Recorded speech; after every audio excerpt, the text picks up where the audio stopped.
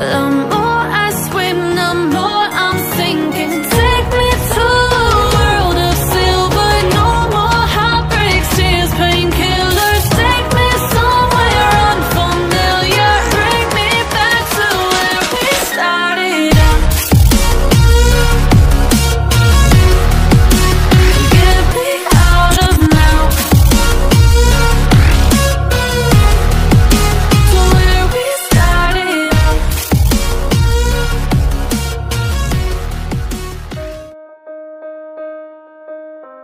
Halo guys, selamat datang kembali di channel Baku Hantam kita.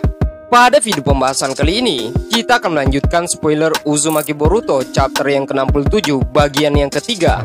Kemungkinan besar ini merupakan bagian yang terakhir. Oke, tidak usah berlama-lama, kita langsung saja gaskan kepada video pembahasannya. Chapter dibuka pada halaman yang ke-25 sampai halaman 30. Shikamaru terus menasehati Naruto, dan sepertinya Naruto terlihat sangat stres.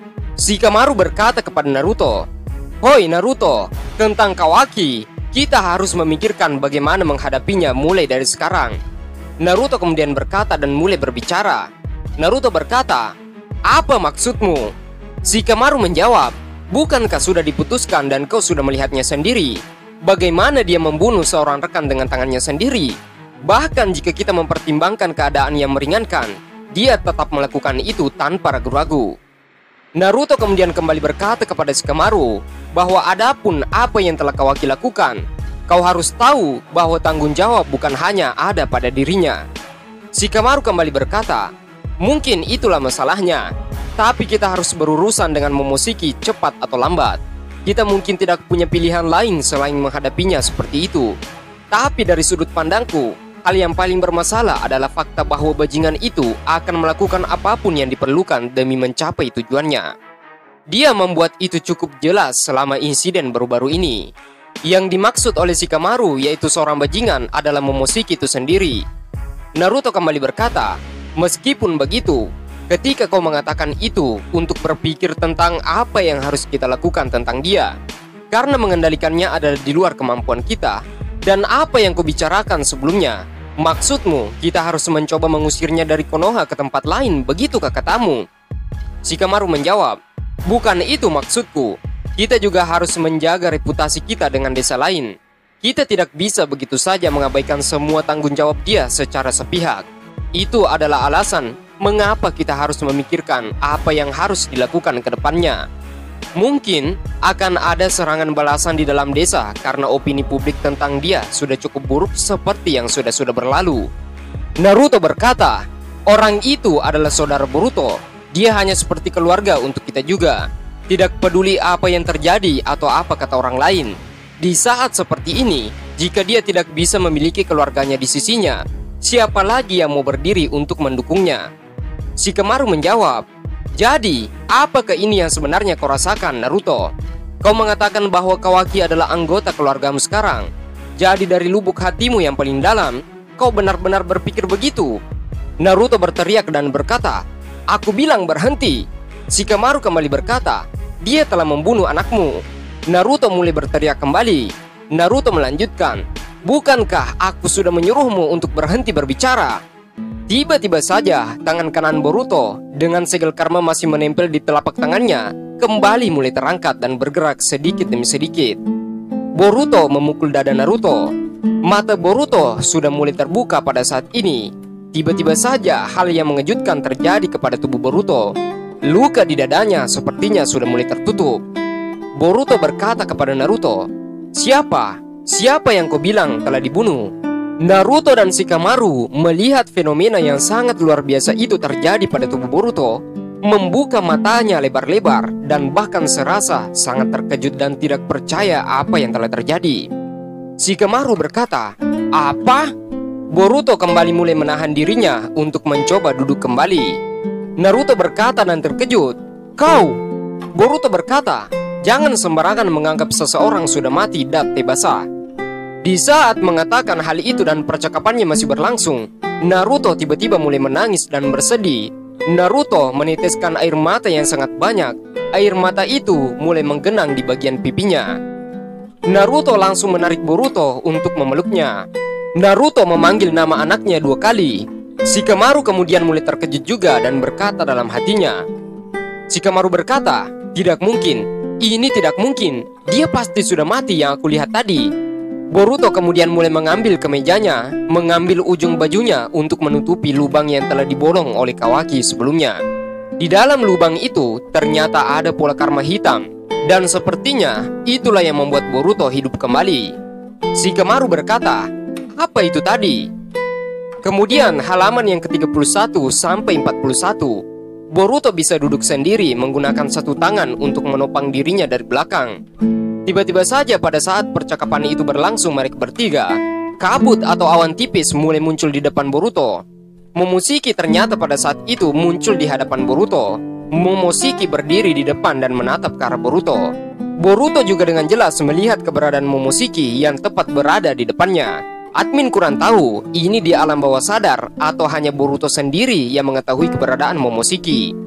Boruto kemudian berkata, "Oi, ada apa?" katanya. Momoshiki berkata, "Jika aku kehilangan wadah, jiwaku akan benar-benar lenyap dalam sekejap." Singkatnya kata Momoshiki, kasusnya seperti yang telah terjadi pada Isshiki. Wadah secara bersamaan berfungsi sebagai wadah bagi jiwa itu juga. Itu adalah jangkar yang mengamankan jiwa ke dunia ini. Aku tidak bisa kehilangan satu-satunya wadahku yang paling berharga. Ini demi diriku sendiri. Boruto kembali mencengkeram dadanya dan mulai memikirkan banyak hal. Boruto berkata, "Ternyata lukanya sudah ditutup. Bagaimana ini bisa terjadi?" Kemudian Momoshiki menjawabnya, "Sebagian dari jantung dan paru-parumu sudah hancur dari serangan Kawaki. Dan selain itu, kau telah kehilangan banyak darah. Jadi tentu saja kau akan mati. Itu jika aku meninggalkanmu seperti itu tadi." Kejadian itu terjadi pada saat Shikamaru mengatakan kepada Naruto, "Apakah kau baik-baik saja dan kendalikanlah dirimu, Naruto?" Pada saat itu ternyata Momoshiki telah bermanifestasi tepat di belakang mereka pada saat itu.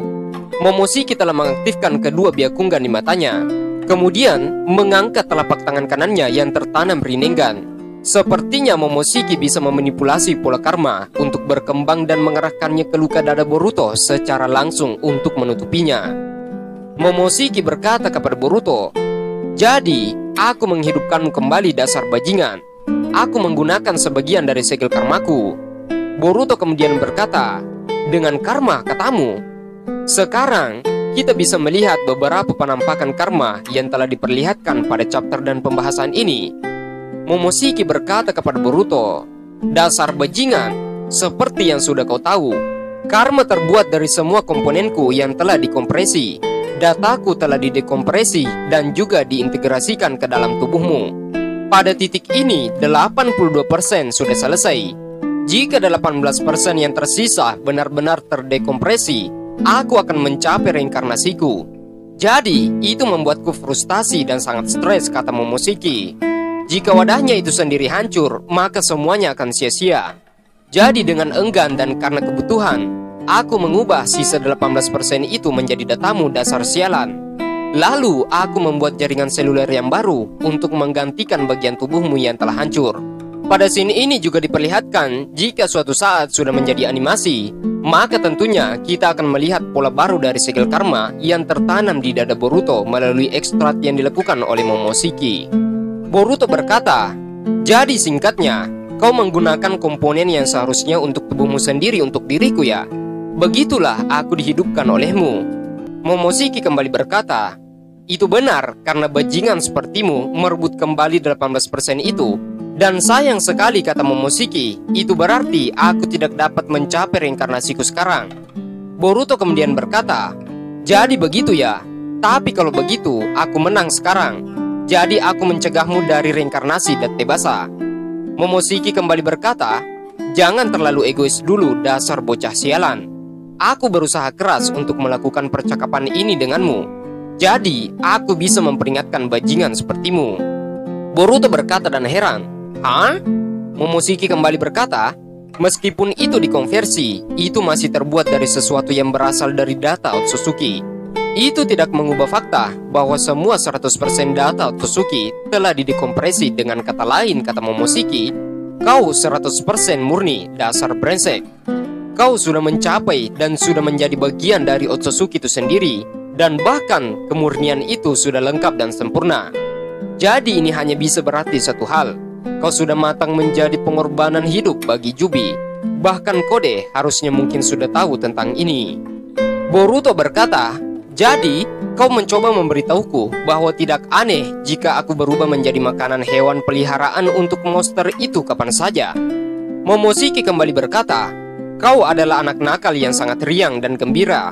Tapi ingatlah ini, kebangkitan seperti yang baru saja terjadi padamu tidak akan pernah terjadi lagi saat kau mati selanjutnya. Itu benar-benar akan berakhir untukmu. Boruto berkata, kau sudah mengatakan itu padaku sebelumnya. Boruto juga mengingat perkataan Momoshiki sebelumnya, bahwa Momoshiki pernah berkata, perhatikan ini, mata birumu itu pada akhirnya akan mengambil segalanya darimu. Boruto kembali berkata, aku sudah mati sekali, dan kau mengatakan bahwa semuanya akan diambil dariku. Jadi ini yang kau maksud? Momoshiki kembali berkata, wahahaha, kau salah tentang itu. Aku tidak mengacu pada situasi ini. Maksud dari perkataan Momoshiki bahwa Momoshiki tidak membahas mata biru Boruto pada saat itu. Momoshiki kembali berkata, kenapa ini terjadi padamu? Bahkan aku tidak bisa melihat alasannya. Tapi pada akhirnya kau akan tahu kenapa. Karena itu akan segera terjadi padamu. Bagaimanapun juga, kau adalah anak nakal yang patut kuperhatikan. Hahaha, sembari tertawa. Dan pada saat itu Boruto melihat ke arah Momoshiki. Pada saat itu Boruto sedikit lebih takut dari sebelumnya. Kemudian di sini yang selanjutnya, adegan berpindah ke lokasi Eida dan juga Kode serta Daimon. Pada scene ini diperlihatkan Eida sedang bersandar di meja. Kode sekarang sudah bersamanya karena sudah berhasil melarikan diri. Eida kemudian berkata, Amado telah dilindungi tepat di pusat Konoha. Kau tahu itu bukan? Dan pada saat ini tidak ada sabukmu di dalam desa itu. Jadi bagaimana kau berencana untuk lebih dekat dengannya dan bahkan ingin mengambil Amado? Kemudian Kot berkata, tidak akan menjadi masalah. Aku sudah membuat beberapa persiapan. Chapter ini ditutup di mana Naruto, Shikamaru, dan Boruto berbicara satu sama lain. Mereka membicarakan apa yang masih menjadi rahasia di chapter yang ke-68 nanti. Oke, itulah pembahasan chapter yang ke-67 bagian yang ketiga atau bagian yang terakhir. Dan kita tutup video pembahasannya sampai di sini. Terima kasih buat kalian semua yang sudah menonton video pembahasan ini sampai habis. Jika ada salah kata, admin mohon maaf. See you next time, see you next video, bye bye.